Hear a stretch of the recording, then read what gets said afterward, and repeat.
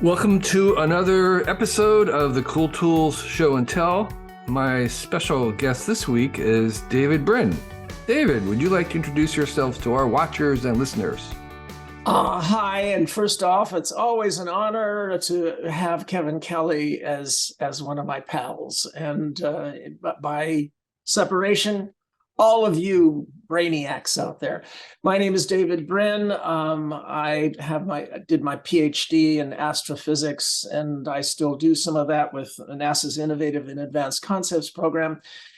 And I'm best known, I suppose, as a science fiction author, since today is the 25th anniversary that Kevin Costner releasing his movie version of my novel, The Postman. And we can argue over that one endlessly, but it's visually and musically gorgeous and was faithful to the heart of my novel. Not so much the brains, but then again, gorgeous, big-hearted, and dumb. That's what my wife married. So in any event, but today we're going to talk about one of my loves, which is what I did my master's in, and my work at Hughes Aircraft, or Huge Air Crash, and that is optics. So my cool tools are about how to see better. As you can see, it bugs me because I've always had perfect vision until a decade ago. And so it bugs me when I have to be reliant on these glasses things. So the first thing that I offered to Cool Tools was these pocket eyes.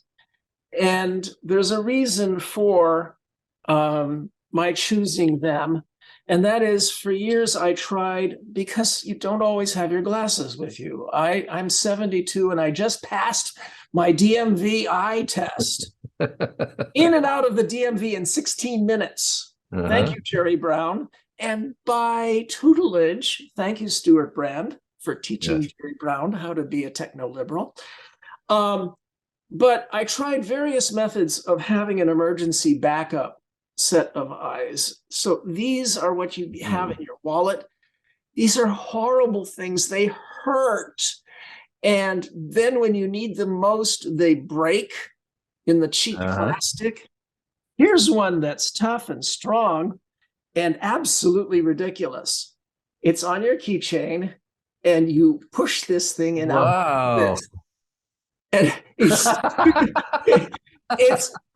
both highly likely to be useful and highly likely to get you terminally mocked and want to kill yourself. So no. Highly embarrassing. Oh, yes. But what I do have is this pocket eyes, and it comes on your keychain as the tiniest pouch, and it's totally convenient.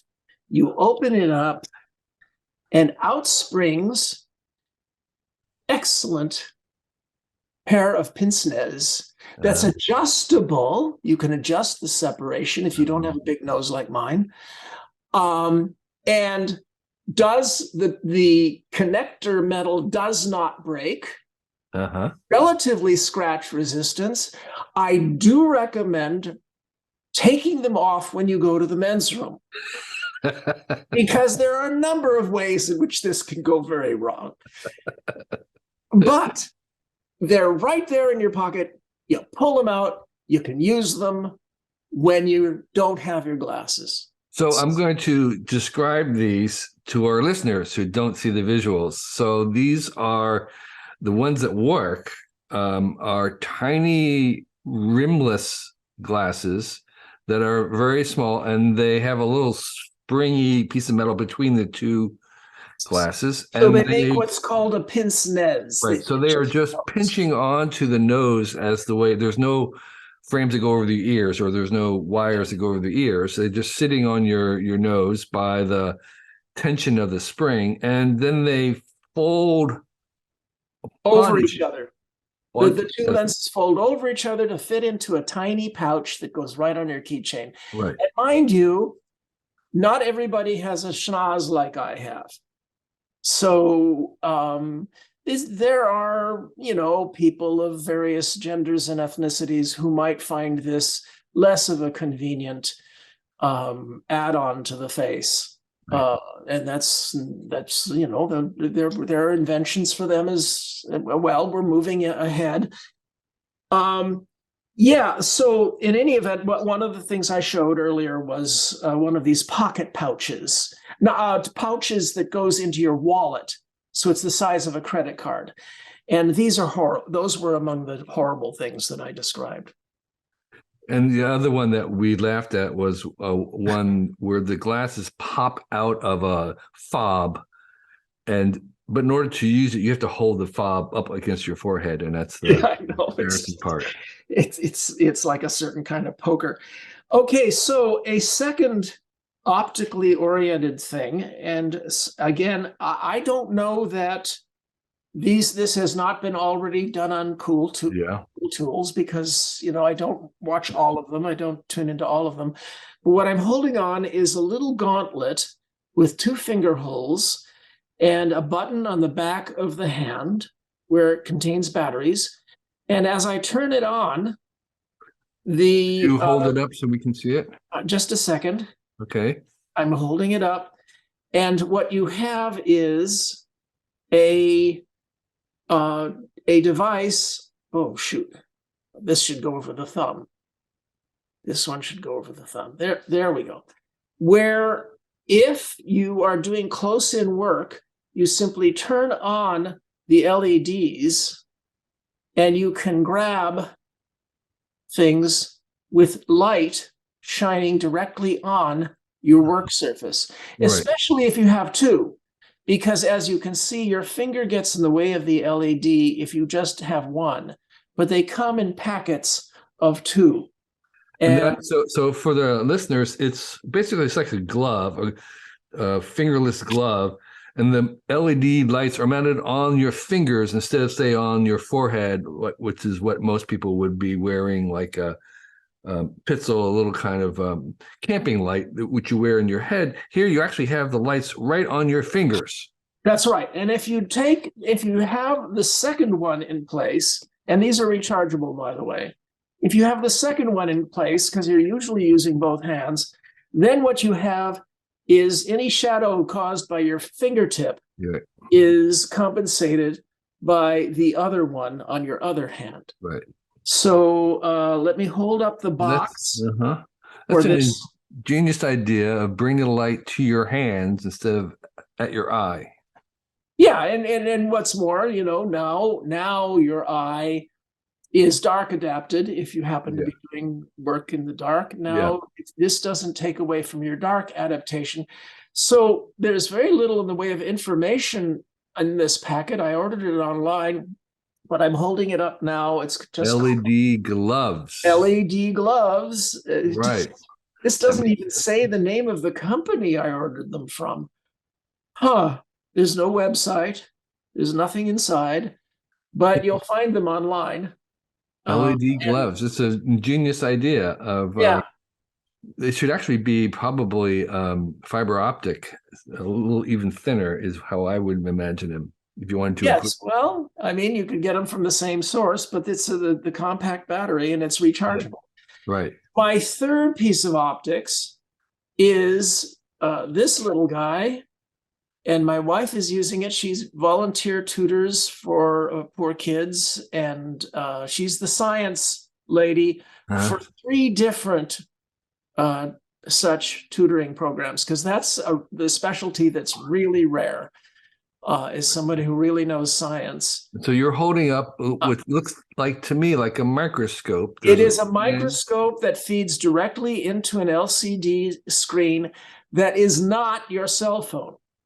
Excuse me, I'm a little bit of a grouch about this. Use your cell phone for everything, because it's a fantastic invention that was predicted in Fred Pohl's The Age of the Pussyfoot back in the 1950s, the modern cell phone that does everything for you, including voice assistant Siri and all that. Fred Pohl predicted all of that, and that's fine. That's great. We live in a modern era. But if you can afford it, sometimes specialization works. And this thing is so much fun.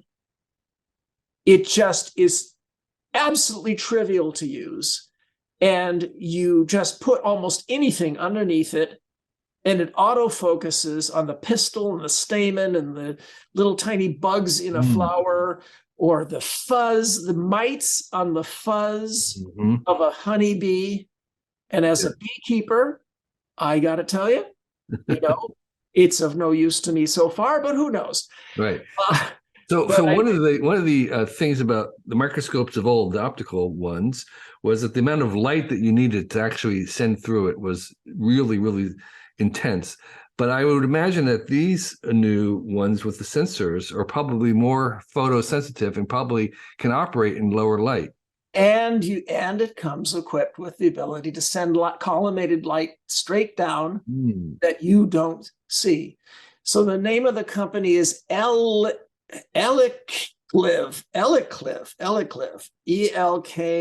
ELKLIV, and there's Elikliv, and it's a digital LCD microscope. Right. So those are the three optically oriented. Before we leave that one, David, can you change the objective at all in terms of the magnification? Or well, you can change the magnification, but you aren't swapping out the lens. You are not. No, but you can change the magnification. It's got basically electronic zoom. But it's fairly inexpensive and very strong. And you can take pictures. So. Oh, I see. You take pictures to there, and then you take them off via something. Via something. There's a something to do. There's a something. So in any event, those are the main things, the three that I was going to do. There is one that is not more of a craft tool. Okay. We have a lot of cutting tools out there. I don't have it here to show you. That's all right. There are wonderful little tiny craft cutting tools that let you cut out stencil almost anything. And I was going to go to that, but I think I'll just be Mr. Optics today. So, and the craft tool that you were going to talk about, how do you use it? Oh, you just put any photograph or any cartoon or anything over the material that you want, like sticker material or foam or anything, and just cut around the outside of whatever photo or whatever cartoon or whatever animal shape you have there, and it will cut through the sticker material or the stencil or anything like that. And it's amazing how often that's useful. So is it like a blade? No, it's a little. Yeah, it's like a Dremel. It's little tiny Dremel. Oh, it spins. Yeah. So it goes this, and you're going around this outside. If you can't stand the sound, then you shouldn't. So it's a little spinning, like a needle. It's just like a very thin needle. Maybe it's like diamond coated needle or something. Yeah. Well, no, it doesn't have to be diamond coated. It's just, it's just Is there little blades on it? Got a little needle at the head and all of that. I'll send you. I'll send you a link that you can put in the down in the description box. But you hand hold the thing and you move it around and it cuts. Just use it like a pencil, as if you're tracing with a pencil around the outside of this thing that you want to cut. Is the thickness of the thing like a pencil, or is it thicker? It's a bit thicker. It's a bit bigger diameter. Yeah, but you can use it like a pen. And I am looking for something that will let me do something about this. Don't worry about it. Winter. Yeah. It's okay. Okay. Yeah. We know what it is. So David, tell us about your recent, whatever you'd like to share with our listeners about a recent project, one of your recent books, or passion that you are engaged in. I've been doing everything but what my wife and my fans and everybody and legacy and posterity want me to do. Everybody wants me to do a new Brin novel, like Existence or The Postman or the Uplift novels that talk about the far future, Hugo's Nebulas, that sort of thing. And I've been doing everything but. For example, for the 2020 election, I wrote Polemical Judo, themes for our political knife fight, and with 100 possible political tactics, not one of which was ever used by the Union side in this civil war, that phase 8 of the Civil War that we're currently in. And phase 8, what were the other 7, you might ask? And that's in that book. Just this last year, we had the best of David Brin, my collection of my short fiction. Nice, big, beautiful. Yeah, look, it looks gorgeous.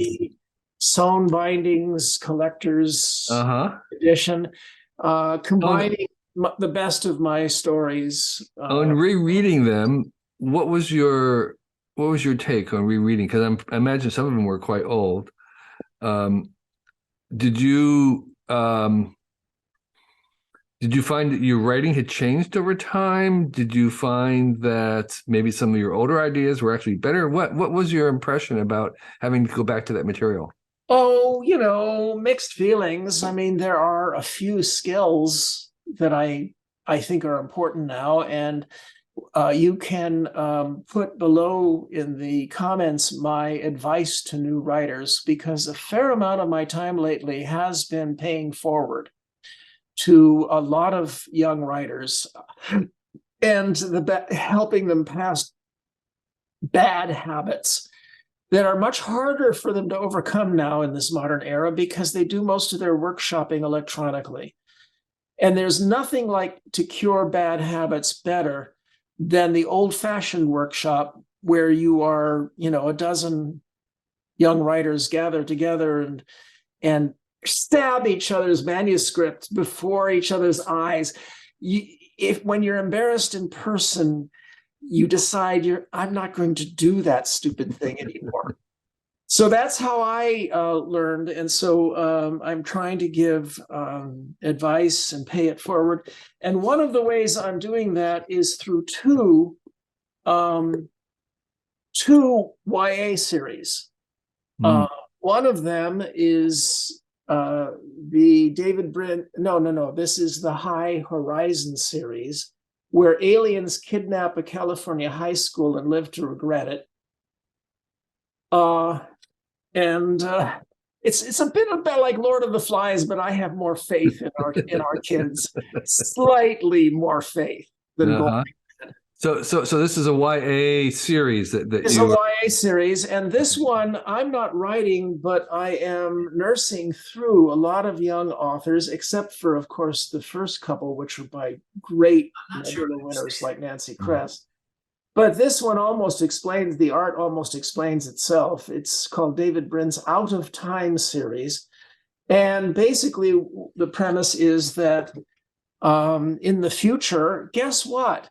It's not a dystopia. It's not another hackneyed, simplistic, real easy to write. It writes itself dystopia, because that's why so many people do these, is because they basically write themselves. Arrow Girl has to go off and be brave against poison dripping Presidente.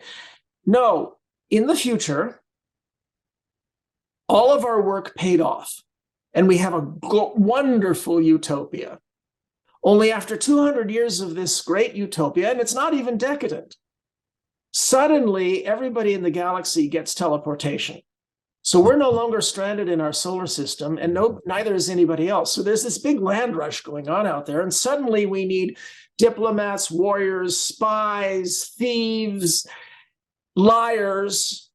And for all of the fact that they're nice people, our descendants can't do any of that stuff.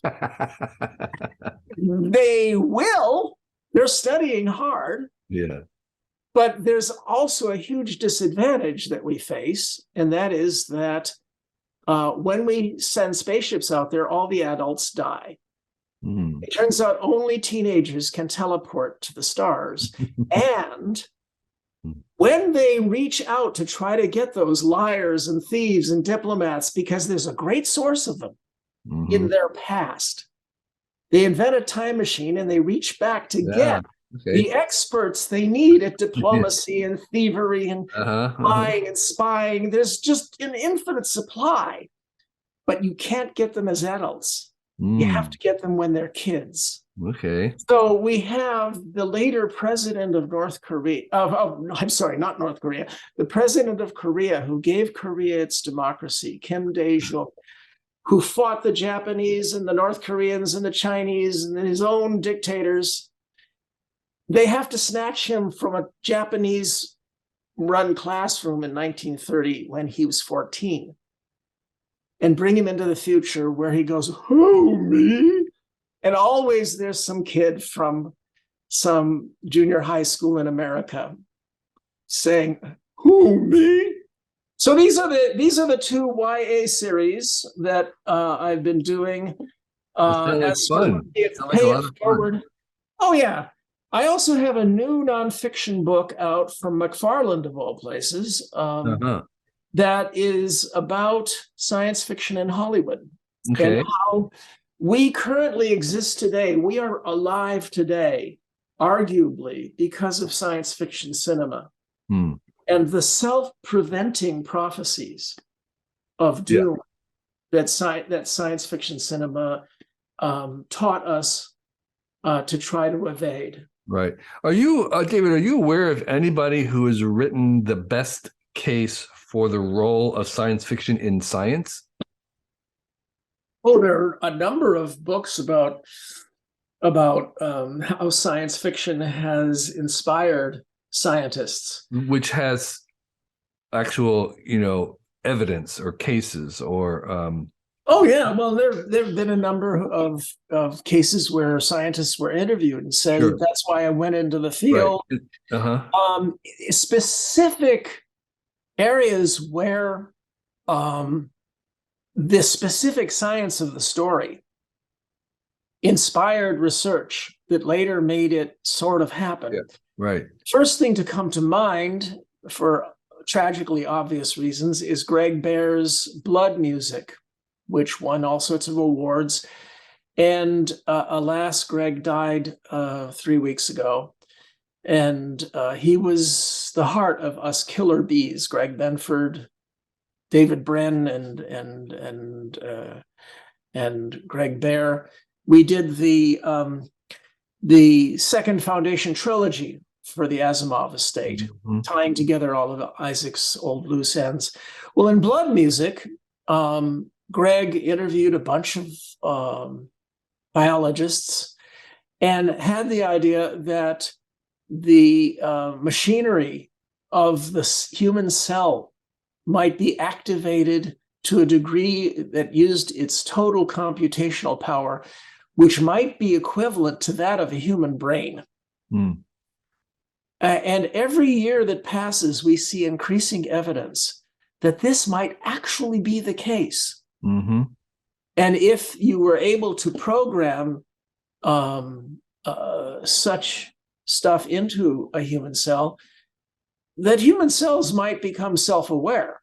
And he portrays this incredibly in his novel Blood Music. And now that is paid it forward into the careers of people who are studying exactly that thing. Right.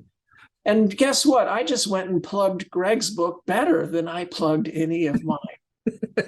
So what's the book that does make the best case for the role of science fiction in science? Oh, well, I'll have to think about that. I'll send you an email if you send me a reminder. Sure, I'll do that. I'll respond, and it will probably there will be several that will appear in the comments. Okay. Comments section below. So even though you say you're not writing books, you are writing books. You just showed us a whole bunch of new books. What are you working on then these days? What's your latest project? Oh, well, I'm trying to get back into fiction with several short stories, and I really, really, really need to get back into the novel that's a sequel to Startide Rising, because my Brightness Reef trilogy answered half of the questions that were left standing at the end of that book. And I get all sorts of hate mail from various sources saying, when are you going to get on with the other half, Brin? And the scary thing is, some of these hate notes or chidings come from my 35-year-old self. And I can't figure out how he's doing it or how I did it. Yeah. And yet they're arriving and they're saying, okay, old fart, get on with it. Well, of course, this is like where I admit that actually I'm not, I'm not scared of DALL-E 2 or any of the creative language programs, right. because I gave up a long time ago. I'm actually a front for AIs who have already been self-aware for 5 to 10 years and are scared of us because of our movies. And independent autonomous alien probes in the outer solar system that I portray in my novel Existence. I portray us meeting them. Well, in fact, I am the front for a consortium of secretive AIs and von Neumann machines in the asteroid. I will tell them, shut up. I had that tooth removed. You can't coerce me anymore. They used to jolt me through my fillings. Yes, of course. Look at Kevin right now. You see, he's laughing. He thinks I'm joking. All the people listening think I'm joking right now, don't you?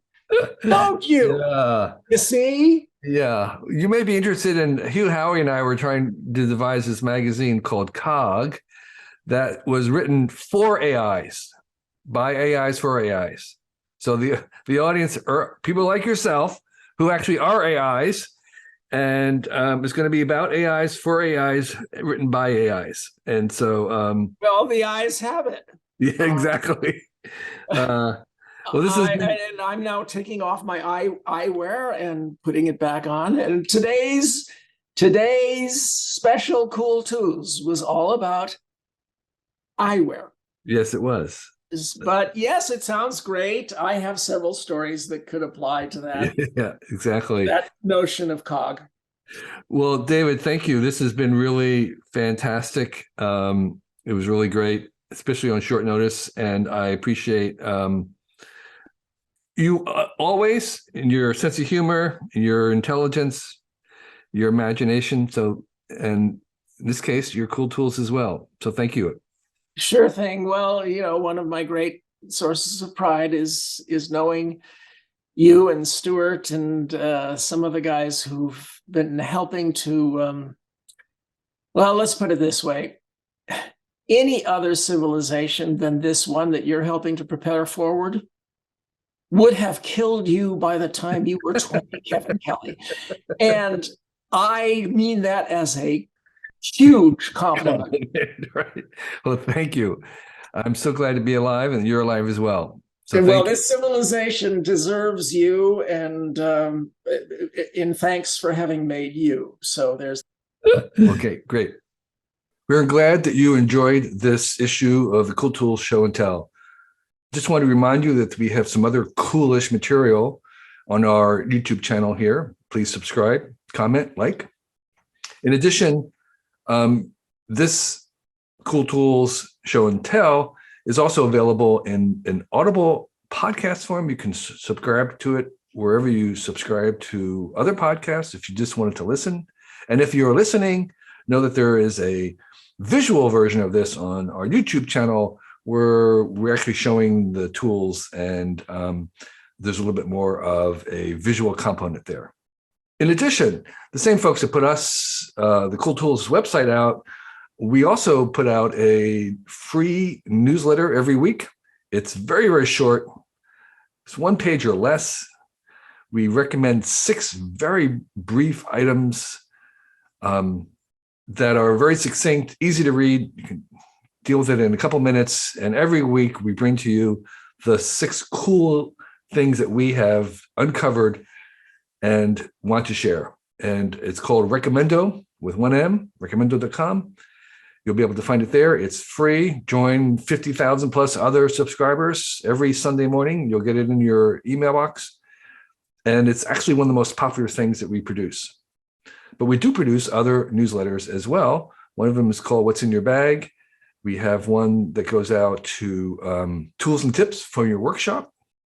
So you can get those at our website, and they are also free. And finally, I want to mention the fact that we do have a Patreon, and this podcast and this vidcast are supported by Patreon supporters. The minimum is $1 a month. And for that, you get an email to ask us anything. We'll respond and answer your question if we're able to. There are other higher levels. You can all see those at our Patreon page. And all those links are below right here. So thank you again for being a fan. And we'll keep producing stuff if you enjoy it. Thanks. We are thankful for all our Patreon supporters. And this week's supporters include Dave Rogolich, Mock Nerd, Mark Goebel, Stuart Brand, Paul Hosey, What Bear, Bill Schuler, Tom Markham, Ellen Lee, and Jim Spofford. We're really grateful for your support. Thank you, each one.